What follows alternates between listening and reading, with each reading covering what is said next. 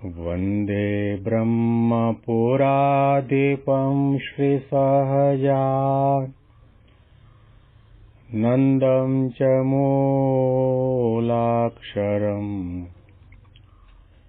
श्रेयस्कारणसद्गुणैकनिलयम् श्रीप्रागजिं भावत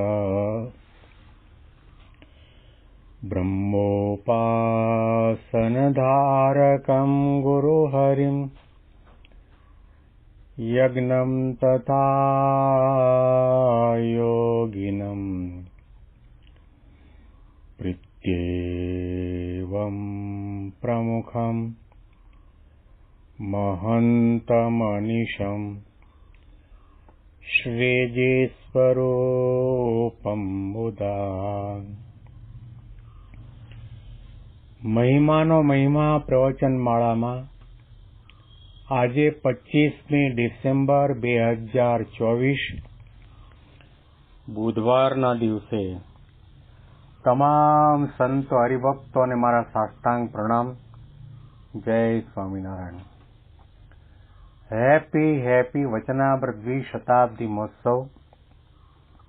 હેપી પ્રમુખ સ્વામી મહારાજ શતાબ્દી મહોત્સવ. ગઢડા અંત્યનો 21મો વચનામૃત સાંભળી રહ્યા છીએ. સોનાના દોરાની વાત કરીને મહારાજ પોતે પોતાના હૃદયની ભાવના સંતો હરિભક્તોને આપણી આગળ વ્યક્ત કરે છે.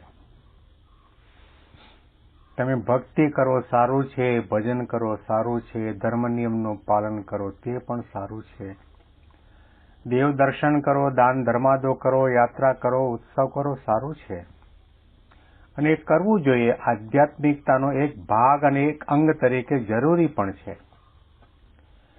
પરંતુ અતિશય અનિવાર્યતા આધ્યાત્મિક સાધનામાં કંઈ પણ હોય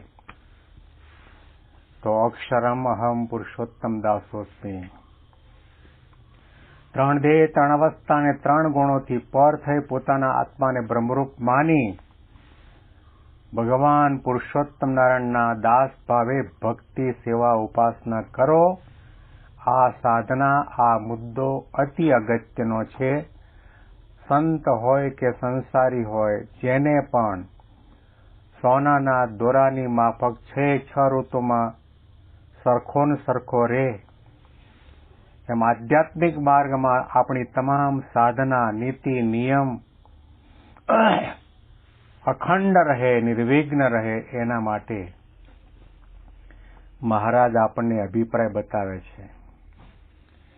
જો આપણે દેહ ભાવે સત્સંગ કરતા હશું તો મીણે પાયેલા દોરાની માફક સુખ દુઃખના, માન અપમાનના પ્રસંગોની અંદર ઢીલા ઢપ થઈ જશું. જો તમારે ધ્યેય સામુ નજર રાખવી હોય અને આધ્યાત્મિક સાધનાનો માર્ગ નિર્વિઘ્ન અને અખંડ બનાવવો હોય અને ભગવાનના સાચા સગા થવું હોય તો શ્રીજી મહારાજે કહ્યું કે નિષ્ઠામાં ફેરફાર ન થાય, નિયમ ધર્મમાં ફેરફાર ન થાય, સમજણમાં ફેરફાર ન થાય, ઉપાસનામાં ફેરફાર ન થાય અને એમાં અખંડ દિવ્ય ભાવ રહે, નિર્દોષ બુદ્ધિ રહે, દિવ્ય ભાવ રહે, અલૌકિક ભાવ રહે, સર્વોપરીપણાનો ભાવ રહે, કરતા હર્તાપણાનો ભાવ રહે, સાકારપણાનો ભાવ રહે અને એ ભગવાન પ્રગટ છે એવી પ્રકારનો ભાવ દ્રઢપણે રહે તો સમજો કે તમે ધર્મકુળના એક સદસ્ય છો, મહારાજના વંશના છો, મહારાજની માળાના મણકામાં તમારો નંબર લાગી જાય. શ્રીજી મહારાજ પોતાના સગા વાલા વૈષ્ણવ નાત જાત કોને કહે છે? ભગવાનનો ભક્ત થાય તેને. બ્રહ્મ રૂપે કરીને ભગવાન પુરુષોત્તમ નારાયણની ભક્તિ કરે એ પછી નિમ્ન જ્ઞાતિમાં એનો જન્મ હોય, ઝૂંપડપટ્ટીમાં રહેતો હોય, 3 ટાઈમ ખાવાનું ન મળતું હોય તો પણ એ ધર્મકુળનો કહેતા મહારાજનો સગો છે. મહારાજે જે શબ્દો કહ્યા છે એ આપણે ફરીથી વાંચીએ છીએ. પણ એ જ એની મેળે મનમાં ઓશિયાળો થઈને સત્સંગમાંથી પાછો હટી જાય છે. પછી તે સત્સંગી કહેવાતો હોય તો પણ તેને અંતરે સત્સંગ સંબંધી સુખ ન રહે. માટે સત્સંગ કરવો તે તો આત્મસત્તારૂપ થઈને અતિ દ્રઢપણે કરવો, પણ દેહ તથા દેહના સંબંધી તે સંગાતે હેત રહી જાય એવો સત્સંગ કરવો નહીં. જેમ સોનાનો દોરો કર્યો હોય તે 6 ઋતુમાં સરખો રહે, પણ ઉનાળાને તાપે કરીને ઢીલો થાય નહીં. તેમ જેનો દ્રઢ સત્સંગ હોય તેને ગમે તેમાં દુઃખ આવી પડે તથા ગમે તેટલું સત્સંગમાં અપમાન થાય, પણ તેનું કોઈ રીતે સત્સંગમાંથી મન પાછું હટે નહીં.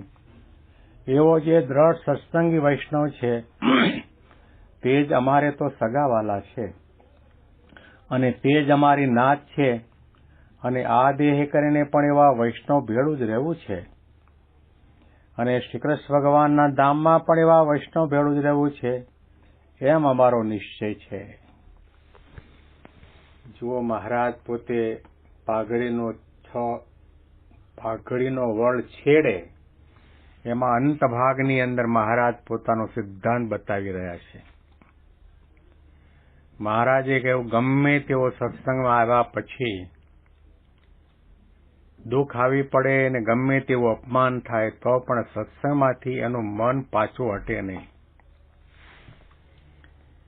એટલે સંસ્થા મૂકવાનું મન ન થાય, સત્સંગ મૂકવાનું મન ન થાય. સત્પુરુષની સાથે પ્રીતિની આત્મબુદ્ધિ થઈ છે એમાં લેશ માત્ર પણ મોળપ ન આવે. સુખ દુઃખ આવે, વૃદ્ધાવસ્થા આવે, યુવાન અવસ્થામાં 111 પ્રદક્ષિણા કરતો હોય ને નિર્જળા ઉપવાસ પણ કરતો હોય, પાકા એકટાણા કે ધારણા પાણા પણ કરતો હોય. હવે યુવાન અવસ્થા વટાવીને વૃદ્ધાવસ્થા આવીને બીમારી આવી ગઈ તો સ્વાભાવિક છે એનાથી નિર્જળા ઉપવાસ ન થાય. હાથમાં પેરેલિસિસ થયો હોય તો સ્વાભાવિક છે એનાથી 111 માળા ન પણ થાય. લાકડીના ટેકે પણ ચલાતું ન હોય એનાથી પછી લાંબી પ્રદક્ષિણા પણ ન થાય. પણ યુવાન અવસ્થામાં સત્પુરુષમાં જે પ્રીતિ આત્મબુદ્ધિ હતા અને મહારાજનો નિશ્ચય હતો કે ગમે તેવા દેશકાળ આવે ને ગમે તેવા દુઃખના પ્રસંગો ઊભા થાય અને ગમે તેવું અપમાન થાય તો પણ સત્સંગમાંથી પાછો ન પડે, મન મોડું ન પડે. હવે આ શબ્દો મહારાજના સાંભળ્યા પછી આપણે આપણી છાતી ઉપર હાથ રાખી તપાસ કરવાની જરૂર છે. કંઈક આપણા સંકલ્પ પ્રમાણે ન થાય, પ્રયત્ન કરવા છતાં પણ સફળતા ન મળે, ત્યારે મનમાં થોડો ઓછો ભાવ થઈ જાય કે મહારાજ કેમ દયા નથી કરતા, મહારાજ કેમ કૃપા નથી કરતા, મહારાજ કેમ મારા દીકરાને પાસ કરી દેતા નથી. આવા ઘણા સંકલ્પો થાય તો સમજવું કે આપણે દેહ ભાવે સત્સંગ કરીએ છીએ. અમુક અંશે સાચો પણ સત્સંગ છે, પરંતુ દેહ ભાવ છે. આપણી આસક્તિ, આપણા વાસના, સ્વભાવ, પ્રકૃતિને બાજુ ઉપર મૂકીને કેવળ ભગવાનને રાજી કરવા માટે ભક્તિ સત્સંગ નથી કરતા. શ્રીજી મહારાજે કહ્યું કે આવો જે ભક્ત છે એના માટે મહારાજે કહ્યું કે એ અમારો સગો છે અને એવો જે સત્સંગી વૈષ્ણવ છે તે જ અમારે તો સગાવાલા છે અને તે જ અમારી નાત છે, અને દેહે કરીને પણ એવા વૈષ્ણવ ભેળું રહેવું છે અને ભગવાનના ધામમાં પણ એવા વૈષ્ણવ ભેળું જ રહેવું છે, એવો અમારો નિશ્ચય છે. ભગવાન આપણી સાથે ક્યારે રહેશે, અથવા તો આપણને ભગવાનની સાથે રહેવું હોય તો આપણે શું સાધના કરવાની, નિશ્ચયની દ્રઢતા કરવાની, દેહભાવનો ત્યાગ કરવાનો, સંત સમાગમ કરવાનો, આજ્ઞાન ઉપાસના દ્રઢ કરવાના, અને માન અપમાન તિરસ્કારની અંદર સ્થિરતા અને ધીરતા અને ગંભીરતા રાખવાની. ગમે તેવું થાય તો પણ મહંત સ્વામી મહારાજના શબ્દો યાદ કરીએ કે ગમે તેવા દુઃખ આવી પડે, વિકટ પરિસ્થિતિ નિર્માણ થાય તો પણ મહેરબાની કરીને આ સત્સંગ છોડતા નહીં. અનંત અનંત જન્મ આપણે ધર્યા, ક્યારેય પણ આવા સાધુ અને આવા ભગવાન આપણને મળ્યા જ નથી. એ આપણને પહેલી વખત મળ્યા છે. અને થોડા નાના સરખા અપમાન માટે, તિરસ્કાર થવાના કારણે કે થોડા સંસારના વિષય સુખ માટે એમને મૂકી દઈએ અને એના માટે આપણને અણગમો થઈ જાય, તો મહારાજે કહ્યું કે તમે ધર્મકુળમાં જન્મ લીધો હોય તોય તમે મહારાજના સગા સંબંધી નહીં. સાચા વૈષ્ણવ ભક્ત કોને કયા? વશીકૃતાની નવસંખ્યકાની ઇન્દ્રિયાણી એન સ વૈષ્ણવ. જેણે 5 ઇન્દ્રિયો અને 4 અંતઃકરણ, 5 અને 4 9ને વશ કર્યા હોય અને પોતાનું મન ભગવાન પુરુષોત્તમ નારાયણમાં સંલગ્ન કરી દીધું હોય, પછી એના લલાટમાં તિલક તાણેલું હોય કે ન હોય, તુલસીની માળા હોય કે ન હોય, તો પણ એ ભગવાનનો વૈષ્ણવ ભક્ત છે. સ્વામિનારાયણનો કોણ? આવી પ્રકારની ભૂમિકા સિદ્ધ કરે, આવી પ્રકારની આજ્ઞા ઉપાસના જીવનની અંદર દ્રઢ થઈ હોય, મહારાજ કે એ જ અમારા સગાવાલા છે. આપણે ભગવાનના સગાવાલા થવું છે, ભગવાનને આપણા વાલા કરવા છે, તો મહારાજના આ મુદ્દાને નજર સામે રાખીને આપણે સેવા ભક્તિ સત્સંગ કરવા પડશે. આના અનુસંધાનમાં વિશેષ વાતો આપણે આવતીકાલના પ્રવચનમાં આ વચનામૃતના અંતિમ ભાગમાં સાંભળીશું. તમામ સંતો હરિભક્તોને સાષ્ટાંગ પ્રણામ. જય સ્વામિનારાયણ.